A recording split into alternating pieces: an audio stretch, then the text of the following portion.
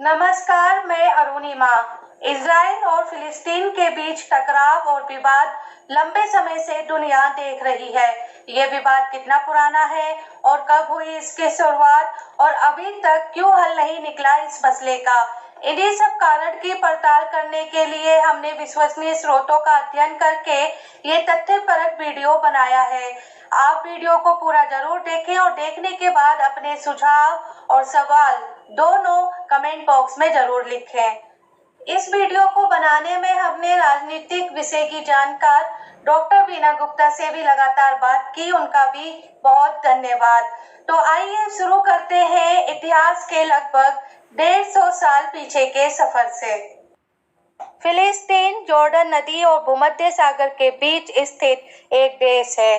पहले विश्व युद्ध 1914 तक ये क्षेत्र शक्तिशाली और लंबे समय तक कायम रहे ओटोमन साम्राज्य का हिस्सा था। यह साम्राज्य 3 महाद्वीपों पश्चिमी एशिया, यूरोप और उत्तरी अफ्रीका के हिस्सों में फैला हुआ था। ये जानना बहुत दिलचस्प है, यहूदी राष्ट्र बनाने का ख्याल यहूदियों को नहीं बल्कि दुनिया पर कब्जा करने का सपना देख रहे यूरोपीय राजनेताओं को आया। फ्रांस के सम्राट नेपोलियन ने यहूदियों को फिलिस्तीन में बसाने का विचार सबसे पहले दिया।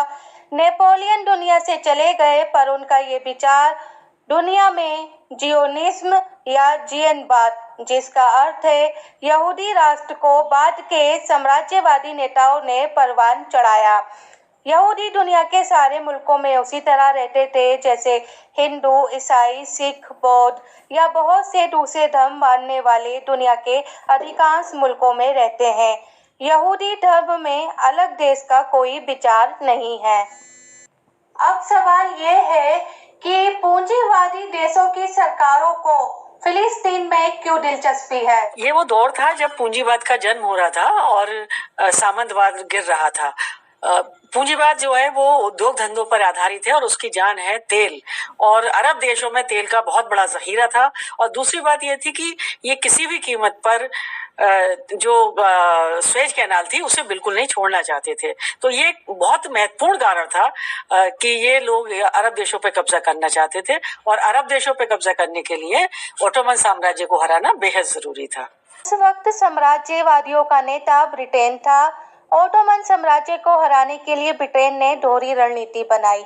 एक तरफ तो यहूदियों के एक चरमपंथी समूह से यहूदियों के अलग राज्य के लिए धर्म के आधार पर इकट्ठा होने और पूरे समर्थन का ऐलान किया, तो वहीं दूसरी तरफ ओटोमन साम्राज्य के खिलाफ लड़ रहे क्रांतिकारी अरबों को ब्रिटेन का साथ देने और बदले में उन्हें फिलिस्तीन सौंपने का वादा किया गया।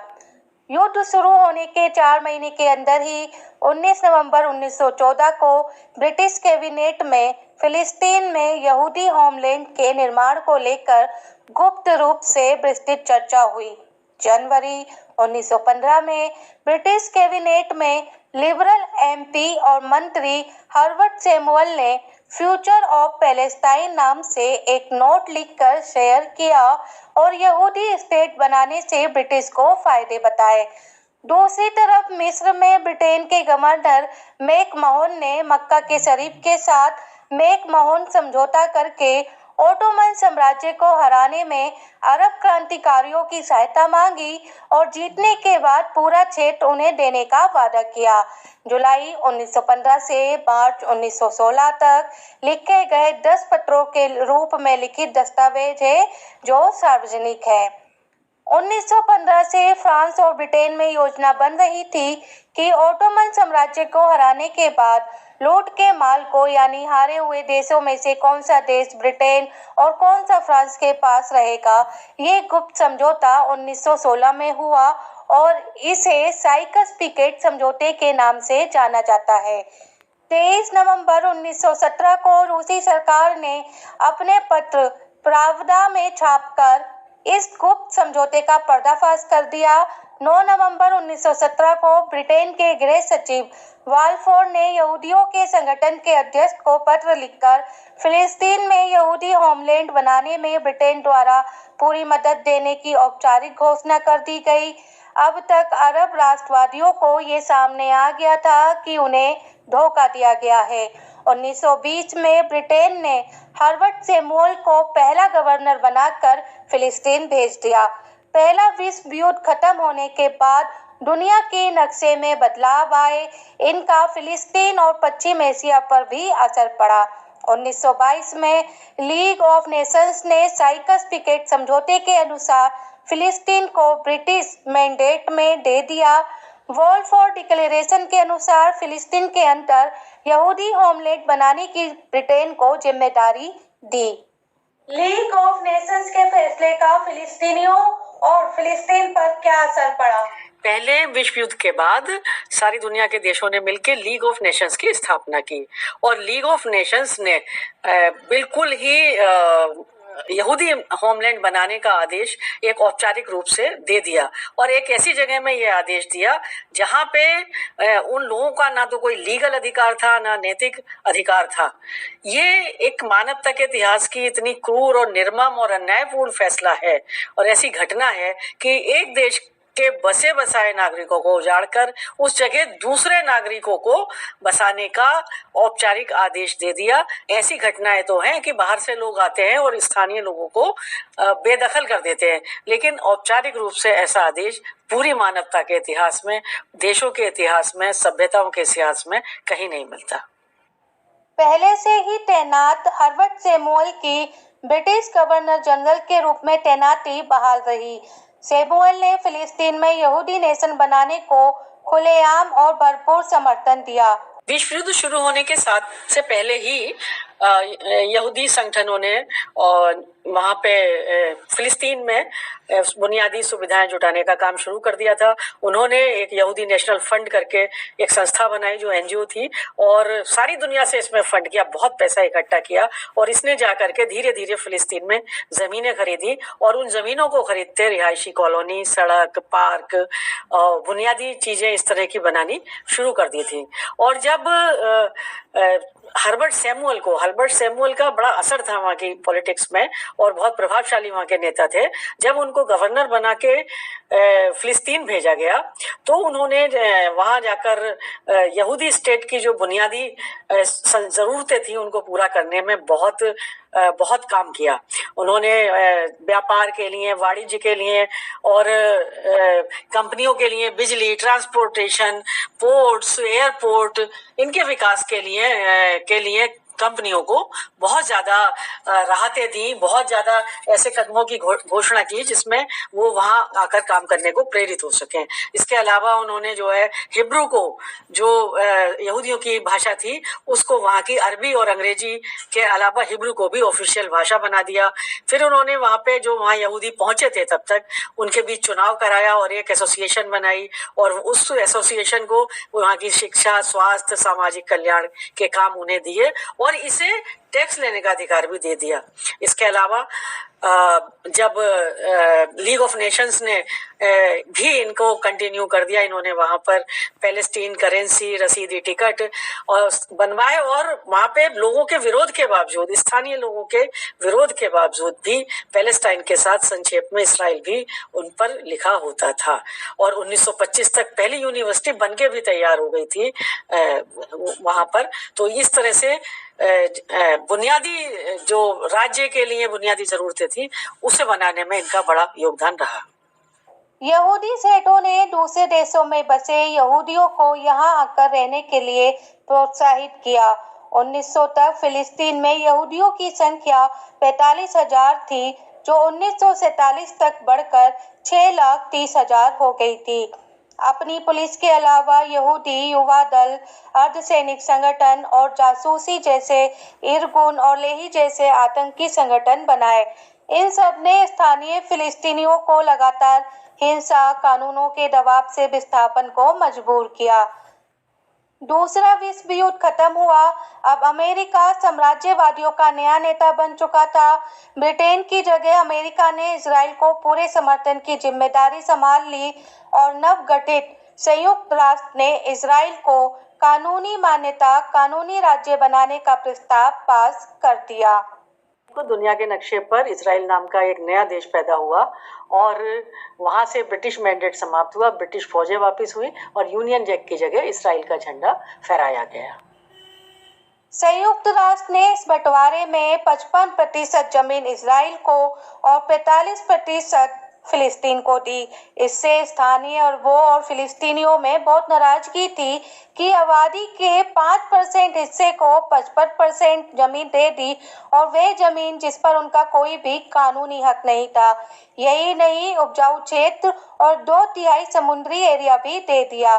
इसलिए जब 1948 14 मई को इसराइल के देश बनने की घोषणा हुई तो वहां रह रहे फिलिस्तीनियों को निकालने के लिए आक्रामक अभियान चलाया और 15 मई को लगभग 7 लाख से ज्यादा फिलिस्तीनियों को उनके घर से बेघर कर दिया। फिलिस्तीन शरणार्थियों के लिए संयुक्त राष्ट्र ने एक राहत फंड की भी घोषणा की। इस दिन होने वाली तबाही, आपदा, त्रासदी को नकवा कहा गया। अपने घरों में काम और व्यापार करने वाले ये बसे बसाए परिवार एक ही दिन के अंदर शरणार्थी शिविरों में पहुंच गए। बसे बसाए लगभग 600 गांव का तो नामो निशान भी नहीं रहा। जिस दिन इसराइल राज्य बना, उसकी घोषणा हुई औपचारिक रूप से, दुनिया के नक्शे में वो अस्तित्व में आया, उसी से अगले दिन यानी 15 मई तक 7.25 लाख 7.5 लाख से ज्यादा फिलिस्तीनियों को शरणार्थी कैंपों में जाने को मजबूर होना पड़ा। उनके बसे बसाए घर, उनका व्यापार, उनके खेत छोड़ के वो गए और जो स्थानीय लोगों ने उन पे कब्जा किया, उनका तो उस विपदा को, उस मुसीबत को नकवा कहा गया। लेकिन नकवा जो था वो खाली 15 मई को ही नहीं था, नकवा आज तक है। यानी जबरदस्ती फिलिस्तीनियों की जमीन की चोरी, उन्हें जबरदस्ती उनके कानूनी हक को नजरअंदाज करते हुए उस पर कब्जा आज भी जारी है। और इस कब्जे को अब इसराइल की जो फौज है, जो बहुत मिलिट्री उसका सिस्टम है, बहुत एडवांस फोर्स है दुनिया भर की, संयुक्त राष्ट्र का भी उसके पास साथ है और वो इतना ज्यादा उसके अंदर हिम्मत आ गई है कि वो ना संयुक्त राष्ट्र की मानता है, ना अंतर्राष्ट्रीय कोर्ट ऑफ जस्टिस की मानता है, ना ही वो आज तक सिक्योरिटी काउंसिल में उसके खिलाफ अमेरिका के वीटो के कारण कोई प्रस्ताव आ पाया है। तो ये विस्तारवादी अभियान आज भी चल रहा है और जो अभी हाल ही में जो घटनाएं हुई हैं वो इसी विस्तारवादी अभियान का हिस्सा है, क्योंकि वो ईस्ट यरूशलेम से वहां के सदियों से रहने वाले स्थानीय निवासियों को हटा के अपना कब्जा करना चाहता है। 3 बार अरब मुल्कों और इसराइल के बीच युद्ध हुए। 1956 में सुएज कैनाल के राष्ट्रीयकरण होने पर फ्रांस, ब्रिटेन और इसराइल ने हमला किया। सोवियत रूस के बीच में पड़ जाने के कारण फौजें वापस ले जानी पड़ी। फिलिस्तीन जनता पर युद्ध लगातार जारी है। कभी कभी ये इतना ज्यादा हिंसक रूप ले लेता है कि सारी दुनिया का ध्यान उधर पहुंचता है। बड़े दंगे हुए और स्थानीय निवासियों द्वारा उनकी जमीन छीने जाने का विरोध हुआ, लेकिन ब्रिटिश सेना और यहूदियों की निजी मिलिशिया ने इन प्रतिरोधों को कुचल डाला। 1939 के दंगों में तो फिलिस्तीन के 10% पुरुष मारे गए। इंतिफादा आखिर क्या है? जबरन विस्थापित किए गए लोगों को अपने घर वापसी का अधिकार है और इसी अधिकार को स्थापित करने के लिए उन्होंने जो आंदोलन चलाया उसे इंतिफादा कहते हैं। 1987 से 1993 और 2000 से 2005 तक ये अभियान चलाया गया। फतह। फिलिस्तीन के लोकप्रिय और सशक्त नेता यासर अराफात ने संघर्ष कर रहे फिलिस्तीनियों के साथ फतह नाम का संगठन बनाया। 1965 में फिलिस्तीन लिबरेशन ऑर्गेनाइजेशन PLO की स्थापना हुई। 1974 में संयुक्त राष्ट्र ने मान्यता दी और यासर अराफात ने संयुक्त राष्ट्र के सामान्य सभा के सम्मेलन की बैठक को संबोधित भी किया। لقد جئتكم يا سيادة الرئيس بغصن الزيتون في يدي وببندقية الثائر في يدي، فلا تسقط الغصن الأخضر من يدي، لا تسقط الغصن الأخضر من يدي، لا تسقط الغصن الأخضر من يدي، لا تسقط الغصن الأخضر من अरब इजराइल के बीच शांति स्थापित कराने को काफी प्रयास हुए, जिसमें एक प्रयास कैंप डेविड समझौता था, जो 1978 में मिस्र के राष्ट्रपति अनवर सादात और इजराइल के राष्ट्रपति के बीच में हुआ था। लेकिन इस समझौते के बाद 6 अक्टूबर 1981 को अनवर सादात की हत्या कर दी गई।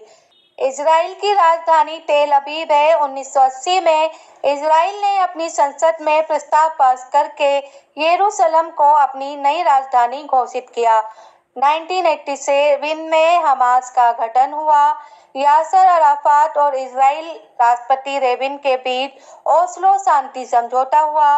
पहला समझौता 1993 में, दूसरा 1995 में हुआ। लेकिन अफसोस की बात है कि कुछ ही दिन बाद इजरायली अतिवादी ने रेबिन की हत्या कर दी और 2004 में यासर अराफात की भी मौत हो गई। कुछ का कहना है कि उनकी भी हत्या हुई। 2002 में इजराइल ने फिलिस्तीन की कब्जा की हुई जमीन पर वेस्ट बैंक में इजरायली अवैध कानूनी सेटलमेंट के चारों तरफ दीवार लगानी शुरू कर दी। शहर के बीचों बीच दीवार लगाकर स्थानीय फिलिस्तीनियों का उद्योग धंधा चौपट कर दिया। उनके खेतों के बीच से भी ये दीवार जाती है। एक जगह से दूसरी जगह जाना मुश्किल हो गया। इजराइल लगातार फिलिस्तीन की जमीन पर अवैध कब्जा करता जा रहा है, जिसे ना यूएनओ मान्यता देता है ना अन्य देश। हालात तब और ज्यादा बिगड़ गए जब अमेरिकी राष्ट्रपति ट्रंप ने इजराइल द्वारा यरूशलेम को राजधानी बनाए जाने पर मान्यता दे दी और अमेरिकी दूतावास को तेल अवीव से उठाकर यरूशलेम ले गए। शरणार्थियों को मिलने वाली मदद में कटौती की और उनके वापसी के अधिकार को नकार दिया। अमेरिकी वीटो के कारण सुरक्षा परिषद इजराइल के खिलाफ प्रस्ताव नहीं ला। अमेरिका इजराइल की क्यों सपोर्ट कर रहा है और इससे अमेरिका को क्या फायदा? सवाल यही लोग कहते हैं कि अमेरिका जो इतनी सपोर्ट करता, पहले ब्रिटेन था विश्व साम्राज्यवाद का नेता, उसने इस देश को बनाने में अपनी भूमिका निभाई और इसे सस्टेन करने में अमेरिका जो आज साम्राज्यवादियों का नेता है वो अपनी भूमिका निभा रहा है। उन्हें क्या फायदा है? उन्हें बहुत फायदा है। दरअसल एक तो वो तेल की कीमतों पर नियंत्रण रखने में बहुत मदद मिलती है। एक बार अरब देशों ने तेल की कीमतें बढ़ाई थी और उससे पूरा हाहाकार यूरोप में मच गया था। तो तेल के दामों पे नियंत्रण रखते हैं। यहाँ पे जो प्रोग्रेसिव मूवमेंट्स होते हैं, जो प्रगतिशील आंदोलन होते हैं, जो सामंतवादी ताकतों के खिलाफ जन मुक्ति आंदोलन होते हैं, उन्हें कुचलने में जो है वो बहुत मदद मिलती है। बहुत दूर है वहां से अमेरिका और ये अमेरिका की एक पुलिस चौकी की तरह है। अभी हाल ही में इसराइल के एक मंत्री ने कहा था, क्योंकि ये अमेरिका बहुत बड़ी मदद फौज की और अस्त्र शस्त्र की इसराइल को देता है, तो उन्होंने कहा था कि हमें ज़्यादा मदद देनी चाहिए, क्योंकि अगर इसराइल ना होता तो अमेरिका को यहाँ पे अपनी हितों की सुरक्षा के लिए इससे कई गुना ज़्यादा खर्च हथियारों पर करना पड़ता। तो ये इस बात को इसराइल अच्छी तरह जानता है कि अमेरिका उसके ऊपर अपने हितों के लिए निर्भर करता है। इसीलिए वो जानता है कि वो कुछ भी कर ले, अमेरिका वीटो लगा के यूएनओ में भी उसकी बात को, उसके खिलाफ कोई भी कदम उठाने से रोक लेता है और बाकी जो संस्थाएं हैं उनकी वो पूरी अवहेलना करता है। एक तरफ इसराइल है जिसके पास बहुत आधुनिक सेना है, काफी देशों का समर्थन है। दूसरी तरफ वह नागरिक हैं जो पिछले 75 साल से उत्पीड़न, युद्ध, विस्थापन झेल रहे हैं। चित्र है जिसमें एक तरफ इसराइल का टैंक है और दूसरी तरफ बच्चे के हाथ में पत्थर है, या फिर ये दूसरा चित्र जिसमें एक इजरायली सैनिक के हाथ में मशीन गन है और बच्चे के हाथ में गुलेल। टैंक और पत्थर, गुलेल और मशीन गन को बराबर का दर्जा नहीं दिया जा सकता। हमें इसराइल और फिलिस्तीन की समस्या को भावनाओं से ऊपर उठ के और धार्मिक पूर्वाग्रहों, धार्मिक प्रेजुडिसेस से ऊपर उठ के देखना चाहिए। ये पूरी तरह से अगर हम सारी घटनाक्रम को एक साथ में देखें, हम शुरू करें कि किस तरह से ब्रिटेन की कैबिनेट ने इस मसले को डिस्कस किया, उसके बाद शरीफ साहब और मैकमोहन का जो है वो समझौता हुआ, उसके बाद पिकेट और साइकस के बीच समझौता हुआ उस प्रॉपर्टी को बांटने के लिए जो जीती हुई होगी, और फिर बाल्फोर डिक्लेरेशन, और बाल्फोर डिक्लेरेशन के बाद एक ब्रिटेन के मिनिस्टर का गवर्नर जनरल होके वहां जाना, लीग ऑफ नेशंस की भूमिका और यूएनओ की भूमिका समग्रता में हम देखें तो सीधा सा स्पष्ट है कि वहां पे एक धर्म के आधारित राज्य को खड़ा करने के लिए इन्होंने कितनी कोशिशें की और कोशिशें आज भी जारी हैं। और ये कोशिशें एक मासूम और स्थानीय नागरिकों के नागरिक अधिकारों, बुनियादी अधिकारों, प्राकृतिक अधिकारों को की अनदेखी करके, उनका घोर उल्लंघन करके ये हुई हैं। तो हमें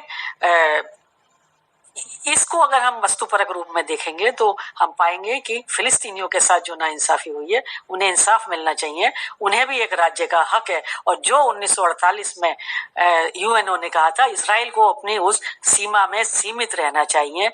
आप ये नक्शा देख रहे हैं, इसमें 1918 से अब तक फिलिस्तीन के इजराइल के कब्जे वाले हिस्से को दिखाया गया है। ये जो दूसरा नक्शा है, इसमें आसमानी रंग का जितना क्षेत्र है उसे 1948 के बाद से इजराइल ने जबरन कब्जा किया हुआ है। 2014 के समय में चुनाव हुए, वेस्ट बैंक में फतह और गाजा पट्टी में हमास की सरकार है।